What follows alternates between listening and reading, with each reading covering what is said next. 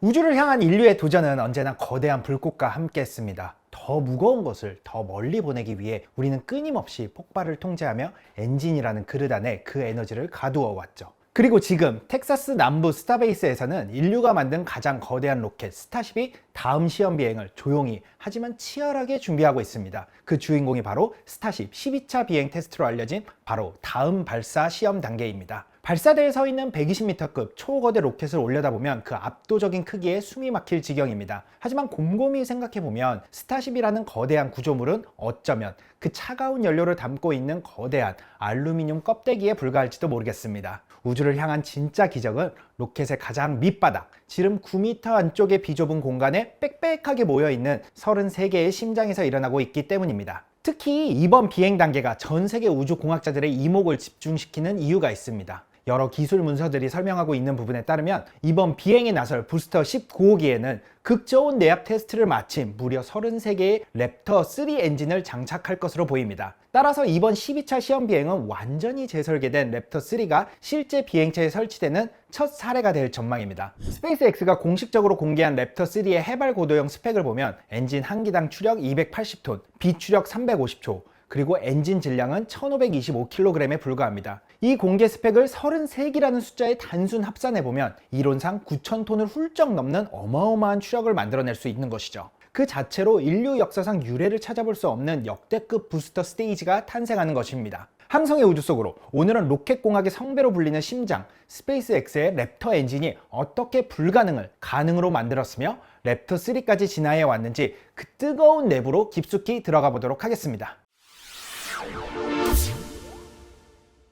시간을 거슬러 2009년 무렵으로 가보겠습니다. 당시 랩터라는 이름의 프로젝트는 수소와 산소를 추진제로 사용하는 평범한 엔진으로 처음 구상되었습니다. 2011년까지만 하더라도 낮은 우선순위로 소수의 인력만이 매달려 있던 조그만 프로젝트였죠. 그도 그럴 것이 당시 스페이스X는 파산 위기에서 회사를 극적으로 살려내 멀린 엔진의 고도화 작업에 모든 신경을 집중하고 있었습니다. 멀린 엔진은 등유, 즉 케로신을 연료로 사용했었고 나사로부터 대규모 화물 운송 계약을 따내며 스페이스X의 든든한 생명줄이 되어주기 시작했습니다. 로켓을 재사용한다는 본격적인 혁명이 일어나기 한참 전이었지만 멀린 엔진은 이미 훌륭하고 안정적인 성능을 세상에 증명해가던 참이었죠. 그런데 2012년 11월 일론 머스크는 갑자기 잘 작동하는 등유 엔진을 뒤로 하고 메탄 기반의 완전히 새로운 초거대 로켓 엔진을 만들겠다고 선언을 합니다. 성공이 보장된 길을 두고 왜 굳이 막대한 돈과 시간을 들여 처음부터 다시 시작했을까요? 메탄이라는 낯선 연료의 세계로 먼저 들어가 보도록 하겠습니다. 로켓을 우주로 쏘아 올릴 때 가장 무거운 짐은 인공위성이나 우주비행사가 아닙니다. 안타깝게도 로켓을 띄우기 위한 연료 그 자체가 무게의 대부분을 차지합니다. 지구에서 출발해 수천만 킬로미터 떨어진 화성에 도착한 뒤에 임무를 마치고 다시 지구로 돌아오려면 어떻게 해야 할까요? 돌아올 때 쓸 연료까지 모두 지구에서 출발할 때 싣고 떠나야 합니다.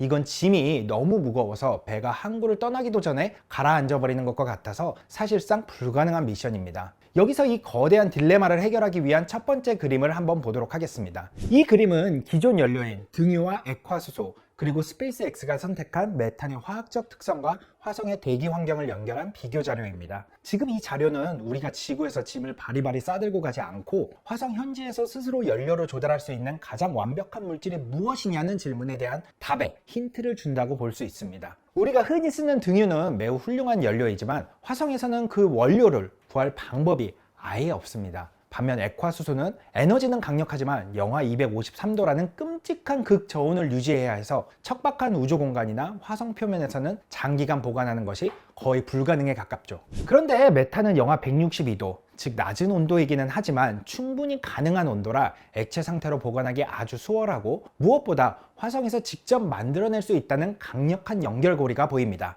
그럼 이 패턴이 의미하는 물리적 해석은 무엇이고 왜 중요할까요? 화성의 대기는 95% 이상이 숨막히는 이산화탄소 가스로 이루어져 있습니다. 그리고 화성의 땅속이나 극지방에는 얼음 형태로 물이 존재할 가능성이 아주 높죠. 이 물을 전기 분해해서 수소를 얻어내고 화성 대기에 널려있는 이산화탄소와 뜨겁게 반응시키면 메탄가스와 물이 만들어집니다. 이것을 화학에서는 사바티에 반응이라고 부릅니다. 지구에서 기관 연료까지 전부 싣고 가야 하는 절망적인 문제를 현지 자원으로 연료를 직접 만들어 해결하자는 천재적인 발상입니다. 화성 표면에서 이 사바티의 반응 장치를 가동해 메탄을 생산하면 그것은 즉시 우주선에 연료를 채워주는 천연가스 주유소로 변하게 됩니다. 다행성 종족이라는 거대한 꿈을 위해 메탄 엔진의 개발은 선택이 아니라 생존을 위한 유일한 해답이었습니다. 하지만 그 개발 과정은 그야말로 험난한 가시밭길이었습니다. 스페이스X는 2014년에 인젝터 테스트를 시작했고 2015년에는 산소 과잉 예연소기를 4월부터 8월 사이에 무려 76회, 누적 연소 시간 400초에 걸쳐 불태우면서 혹독한 시험을 거쳤습니다.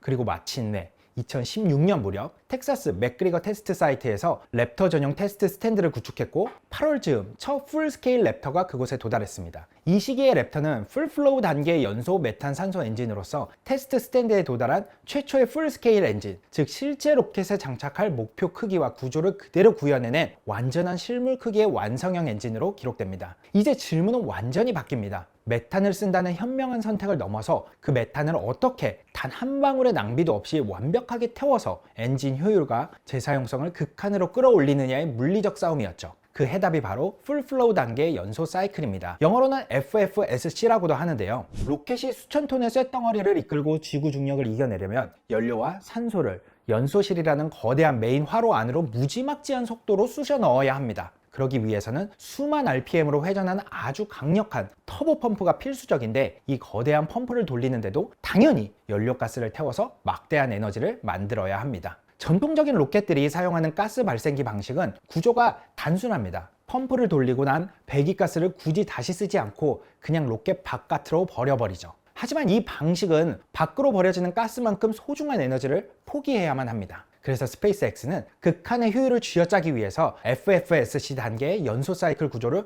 과감하게 채택합니다. 우주공학의 성배라고 불리는 것이 바로 이 풀플로우 단계의 연소 사이클이죠. 이 풀플로우 단계의 연소 사이클의 핵심은 터보 펌프를 쌩쌩 돌리고 남은 찌꺼기 가스 단 한 방울조차 밖으로 버리지 않고 어떻게 메인 화로로 전부 밀어 넣을 수 있는가입니다. 이 풀플로우 단계 연소 사이클에서는 전통적인 방식과 달리 펌프를 돌리는 데 사용된 가스가 로켓 밖으로 빠져나가는 검은색 배기구가 아예 존재하지 않습니다. 연료 쪽과 산화제 쪽 두 군데에 달린 예연소기에서 출발한 파이프가 거대한 메인 연소실 한가운데로 모두 빨려 들어가는 완벽히 닫힌 순환 구조를 이루고 있죠. 이런 구조는 물리적으로도 매우 중요합니다. 에피타이저 화로라고 불리는 예연소기를 연료 과잉과 산화제 과잉 두 개로 완전히 쪼갠 것이 이 기술의 핵심이라고 볼 수 있죠. 한쪽에서는 연료인 메탄을 산소보다 훨씬 많이 넣고 펌프를 돌린 뒤에 남은 가스를 연소실로 보냅니다. 반대쪽에서는 산소를 메탄보다 훨씬 많이 넣고 펌프를 돌린 뒤 남은 가스를 연소실로 보내는 것이죠. 결국 밖으로 버려지는 가스는 전혀 없이 100% 메인 화로에 모입니다. 여러 기술 문서에 따르면 이것은 역사상 세 번째 풀플로우 설계이며 실제 비행체에 장착되어 우주로 날아간 최초의 엔진입니다. 이 방식의 진짜 무서운 장점은 또 있습니다. 두 추진체가 터빈을 거치면서 이미 펄펄 끓는 가스 상태로 바뀌어 연소실로 들어가기 때문에 섞이는 즉시 기다렸다는 듯이 무서운 속도로 연소합니다. 혼합과 연소가 기체 상태에서 이루어지니까 연소실의 크기와 질량을 대폭 줄이는데도 큰 도움이 됩니다. 게다가 엔진 수명 연장에도 결정적인 역할을 하는데요. 예연소기에서 펌프를 돌리는 에너지가 전체 추진체의 흐름에 넓게 분산되기 때문에 무지막지한 속도를 도는 터빈을 구동하는 가스가 역설적으로 다른 폐쇄 사이클 엔진보다 가능한 한 차갑게 유지가 됩니다. 부품이 녹아내리는 것을 막아주니까 엔진을 100번 이상 재사용하겠다는 목표에 한 걸음 더 다가갈 수 있게 되는 것이죠. 하지만 현실의 엔지니어링은 더 무자비합니다. 산소가 가득 찬 고온 고압의 환경, 복잡하기 짝이 없는 터보 기계와 예연소기를 제어하는 것은 그야말로 지옥 같은 난이도입니다. 랩터의 개발은 단순히 성능의 한계를 돌파하는 것을 넘어서 어떻게 하면 제조를 단순화하고 신뢰성을 확보할 수 있느냐는 현실적인 뼈를 깎는 싸움이었습니다. 이 치열한 싸움의 결과물을 이제 숫자로 한번 확인해 보도록 하죠. 초창기 랩터 1 엔진의 성능 수치를 보면 해명고도 추력 185톤, 질량 2080kg, 연소실 압력 250바 수준이었습니다. 당시만 해도 훌륭했지만 랩터2로 넘어가면서 230톤의 추력과 1630kg의 질량, 그리고 300바의 압력으로 성능이 껑충 뛰어오릅니다. 그리고 마침내 이번 12차 발사를 앞두고 부스터 19호기에 장착될 것으로 보이는 랩터3가 등장하게 되는 것이죠.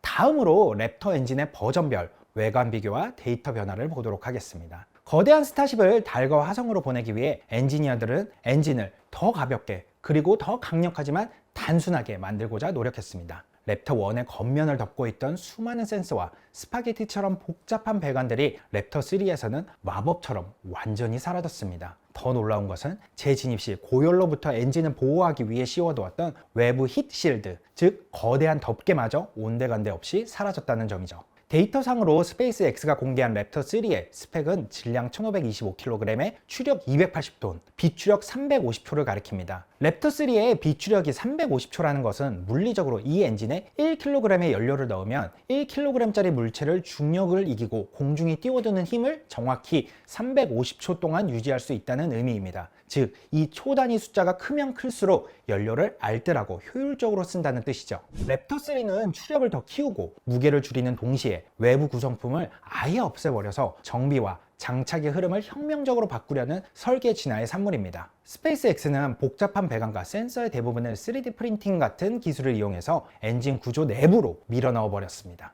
외부 엔진 실드가 필요 없어진 이유는 이미 내부에 존재하는 극저온 연료를 이용해 재생냉각 시스템을 극한으로 활용하면서 엔진 스스로 열을 버텨내도록 만들었기 때문입니다. 불필요한 부품과 덮개가 사라지니까 무게는 가벼워지고 신뢰성은 비약적으로 높아졌습니다. 여러 기술 문서와 외부 요약 자료에 따르면 이 랩터 3 계열의 연소실 압력은 330바에서 350바에 달하는 초고압 환경을 목표로 하고 있다고 알려져 있습니다. 공개된 스펙인 280톤의 추력을 1525kg이라는 가벼운 몸집으로 낸다는 것 자체가 엔진 내부의 화로가 상상을 초월하는 수백바급의 초고압 연소를 견뎌내고 있다는 명백한 증거입니다. 압력이 높을수록 로켓은 더 강력하게 대지를 박차고 오를 수 있겠죠. 하지만 가능한 시나리오에 따르면 이 완벽해 보이는 진화에도 여전히 거대한 숙제가 남아 있습니다. 이 무시무시한 초고압 엔진을 펠컨 9 로켓처럼 비행기 쏘듯이 수십, 수백 번 재사용해야 한다는 목표가 바로 그것이죠. 극저온의 액체 연료와 수천도의 불꽃 사이에서 금속이 겪는 가혹한 열 충격을 어떻게 견뎌내느냐, 그리고 부품 통합으로 인해 한 번 고장나면 엔진 전체를 통째로 갈아 끼워야 할지도 모르는 정비의 난해함을 어떻게 극복하느냐가 향후 스타쉽 시스템의 운명을 결정짓지 않을까 생각합니다. 오늘 우리는 메탄과 산소를 태우는 뜨거운 심장 스페이스X 랩터 엔진이 2009년 구상에서 출발해 어떤 길을 걸어왔는지 함께 알아봤습니다. 지구 귀한 연료를 화성에서 만들겠다는 원대한 꿈은 메탄을 선택할 수밖에 없게 만들었고, 단 한 방울의 에너지도 낭비하지 않겠다는 집념은 풀플로우 단기 연소라는 난제에 도전해서 역사상 최초의 비행 성공이라는 금자탑을 쌓았습니다. 그리고 제조를 단순화하고 재사용성을 극대화하기 위한 처절한 싸움은 마침내 외부 배관과 덮개마저 지워버린 랩터 3로 진화했습니다. 이제 우리의 시선은 보카치카 해변에서 테스트를 준비 중인 스타쉽으로 향합니다. 여러 보도에 따르면 부스터 19호기는 33기의 랩터 3를 장착할 예정이며, 이는 랩터 3가 비행체에 설치되는 역사적인 첫 사례가 될 전망입니다. 다가오는 3월 12번째 스타쉽 테스트 비행에서 우리가 진짜 두 눈을 부릅뜨고 지켜봐야 할 것은 거대한 은빛 껍데기가 하늘로 솟구치는 웅장한 장면만이 아닙니다. 로켓 하단에 빼곡히 자리 잡은 33개의 랩터 3 엔진이 실제 가혹한 운용 조건에서 얼마나 완벽하고 안정적으로